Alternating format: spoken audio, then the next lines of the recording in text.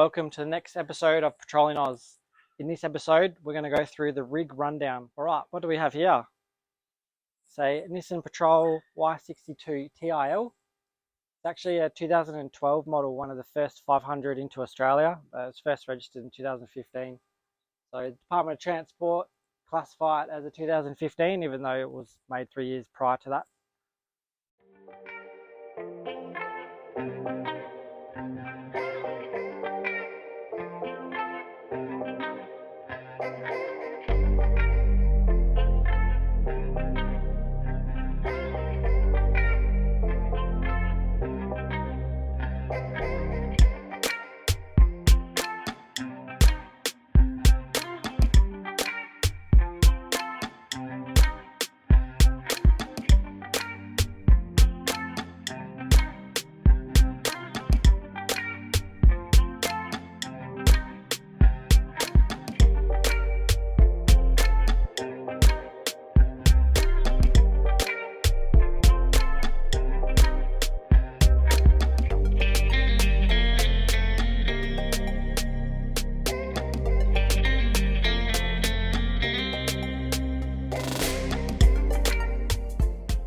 Right, we'll start at the front of the car and work our way back. As you can probably see, for front protection, there is a ARB Deluxe bull bar. So that comes with the full hoops. It's got LED fog lights and LED parking indicator lights. Probably thinking 4 spotlights is probably overkill. Where we live, it's not. You need as much as light as you can get as a cattle on the road after dark, and you really got to watch out for those guys because they can do a lot of damage to you and your car. So what's under the car? We have bash plates from the front of the car, from the bull bar, all the way back to the transfer case. It is aluminium, so it is quite light, and they have taken a bit of a beating. There are a few big dents in them, and they've stood up to the test. What other bits and pieces do we have on the front here? There's a 6.6 decibel Oricom UHF antenna. It is quite tall, that's why it can take it off around about here. So undo the Allen key and take it off and put a cap on top for when you're around the city, and that makes it a 2 decibel antenna by doing that. Also have a camera up the front, which is factory fitted. Usually it's in the badge, but the bull bar has been relocated to the front. And down here is no winch. This little thing here is the radar cruise control. So follows cars in front, autonomous braking, things like that. Got the Safari snorkel. It's probably one of the better performing snorkels on the market. It's got the ram head, so it separates the water and the air, so you don't get any water into your airbox. Got King wheels wrapped in Maxxis Razor MTs. They are 35 by 12.5 R18s. To lift the car up, just got a lower control arm suspension lift and raised springs in the rear. Must have on any 4-wheel drive is the awning. This one's a 2.5 meter by 2.5 meter ARB touring awning. Has a inbuilt light in the middle of the awning, which really comes in handy at night, obviously, and you can change the colours to a yellow to help keep the bugs away. Just got the standard side steps. They've taken a bit of a flogging, but they're still straight, so happy with that. With the roof rack, it is a Dash Off-Road 3/4 length roof rack. It's been really good. Haven't had any wind noise with it whatsoever. It starts just behind the sunroof, so you can still use the sunroof. And obviously it's got similar tracks and attachments you can put on from Rhino Rack and all those other brands. What's on top of the roof rack? Well, we've got some mounting points. They're stainless steel. We've also got an antenna.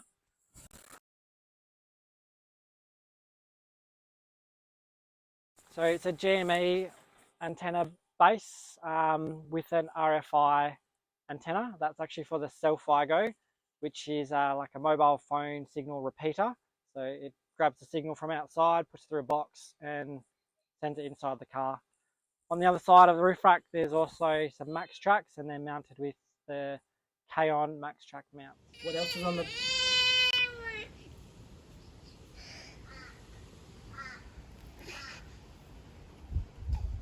Excuse me. You want to show us the pulse? Oh really? Is that what you think of it?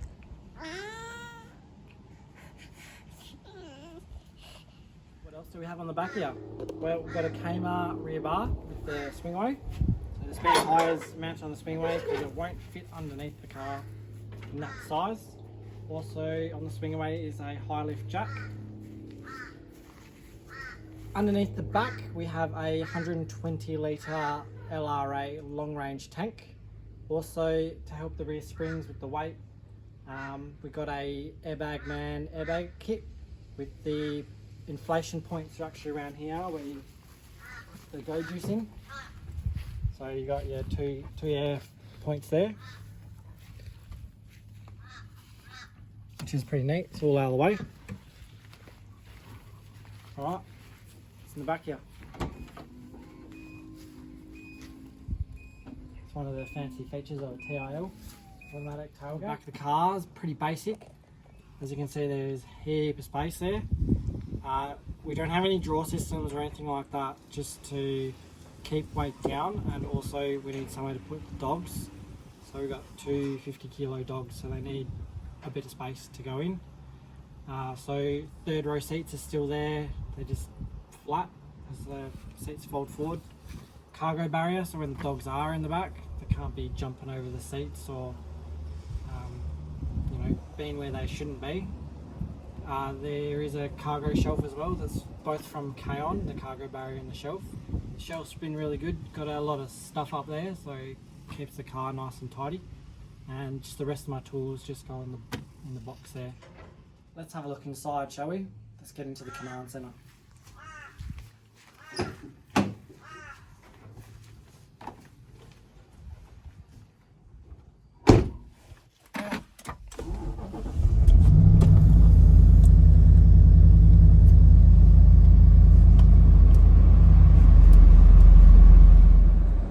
Welcome to the command centre. There's a little bit going on, mostly on the driver's side in here. Factory features in the car, the headrests have screens in them, so a little chunk and watch Bluey while we're driving along. I also got the center console fridge, which I love, absolutely love it. And heated and cooled seats as well, just for the front, so a bit of luxury. Not bad for a 10-year-old car, to be honest. And so you might notice there's no wood grain left. That is a very DIY shonky job that I did. So it looks good from far, but it's far from good. It's one of those deals. So the dash itself, pretty plain, ordinary. That warning light on the dash is for the tyre pressure monitoring system, as my sensors aren't yet coded to the car.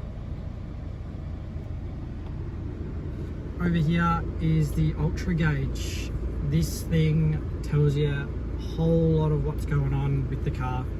So some of the things I have on display there are water temp, transmission temp, voltage, RPM, fuel efficiency, litres used since you start the car, and intake temperature. Down here by the driver's leg, got the controls for the ARB spotlights. There is also a hard mounted uni-chip control. So that's something I haven't mentioned yet. This car is fitted with a uni-chip. So it does put out a bit more kilowatts than the standard motor. Just further down is the gauge for the long range tank and the transfer pump button. So when you get low, that push the button transfers fuel from the long range tank into the main tank. Down on this side Here is the control for the tow controller. It is the Red Arc Tow Pro Elite. I will do a video on how to install that specifically into a Y62 Patrol. It is pretty easy to do as long as you know what you're doing. So I can show you how to do it, and you can get it done in no time at all. So I've had this car for over 4 years now. Actually bought it from someone in Karratha and drove it down. It did have like the bonnet wrap on it and 4 spotlights on the bull bar already. That was pretty much the only accessories I had. But we've since replaced the spotties. Yeah, the spotties just all deteriorated and all the lenses on the front cracked on them, so I had to replace them all. So other than that, we've put a lot of other stuff on the car, like the roof rack, the rear bar, the rear suspension. New tyres. We've gone through 2 sets of tyres already. So first set of tyres I went through was the BFG KO2s in the factory size. They lasted probably at 45,000 Ks, and then it went up to the BFG KM3s in the 35-inch size. They lasted probably about the same, and now on to the Maxxis Razor. So I'm going to try something a bit different brand, see how they go. But we do also have our touring tyres. So the Maxxis Razors are our play tyres, and then we've got our other set of stock. Well, yeah, the other set of tyres are just for road only. We do a lot of driving from Halls Creek to Perth. Yeah, so I wouldn't trust those factory tyres off-road at all. I wouldn't trust them on gravel roads. I was driving from Perth to Broome, and I was going through, taking a shortcut from Newman through to Marble Bar. And if you know that road between Nullagine and Marble Bar, most of it is unsealed. So I was taking a shortcut 9 o'clock at night through there. And yeah, I just wasn't trying to avoid the rocks or anything. I was just driving on the road, and I managed to get 2 flat tyres at the same time. And it just happened to be the same time there was an earthquake in Marble Bar. So I was laying on the ground, seeing if I could plug a tyre. I was putting plugs after plugging this tyre, and then the ground started shaking, and I was like thinking it's a bit late to be blasting, but they weren't blasting. It was an earthquake. And luckily the car wasn't jacked up yet, because I was just putting plugs in the tyre whilst I was on the ground. If the car was jacked up, it would have fallen off it for sure, because it was shaking quite violently. So I jumped out from under the car, even though it was not jacked up, and just stood off by the side and just thinking the ground was going to fall beneath me, and that was going to be it. But he was on his own as well, so he was very, very scared without his wife and baby with him. Very, very much so. So yeah, there's no other traffic, no other people around, dead quiet apart from the earthquake. And yeah, there's me trying to plug a huge hole in a tyre. So should have gotten a photo of that actually. In the end, I wasn't able to plug it because the hole was huge. So I had to plug. Luckily, I was able to plug the other puncture on the other side, so that both the rear tyres went. And then I was able to put the spare on. So I was able to get to Broome very carefully with no spare tyres and a plug tyre. So yeah, now I've got a few spare stock tyres. So the moral of the story: stock tyres.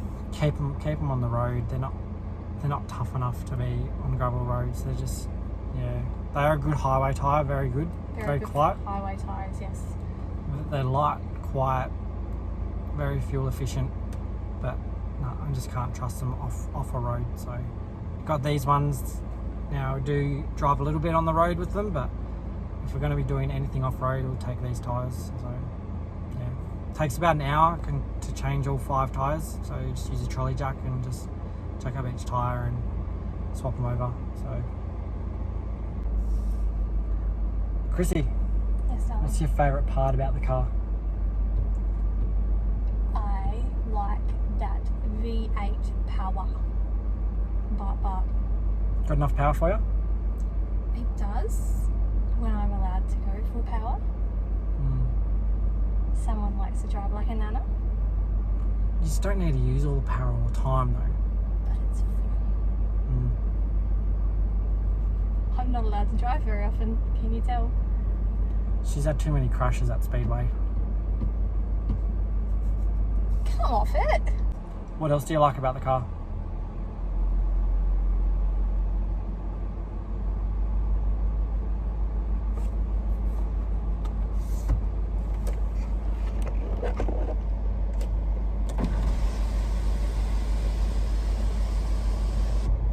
And tan while driving.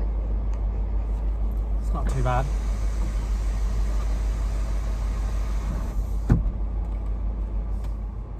Mitchell, what has been your favourite modification that we've done so far?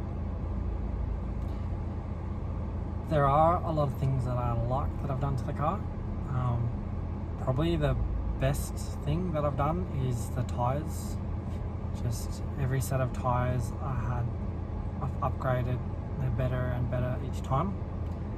So having better tyres just changes the dynamics of the vehicle, just makes it better on road and off road. So yeah, it's just obviously there's a lot of different tyres out there. You have to do your research and find out what's going to work for you. But yeah, just a good set of mud terrain tyres is what I think is the best thing I've done to this car. How much more money are you going to spend on the rig?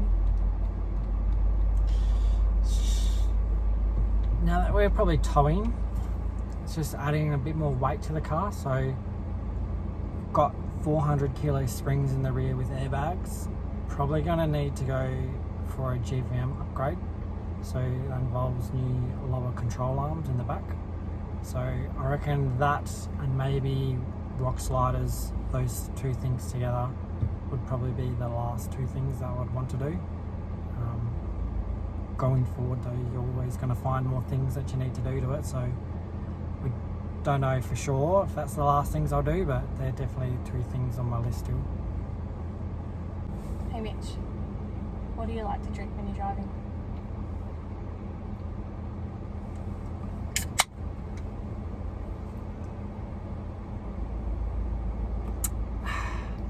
You're probably thinking he's drink driving. No. In fact, he is not. So, no alcohol. Tastes like real beer. Doesn't get you drunk like real beer. Doesn't get you in trouble with the cops like real beer. No.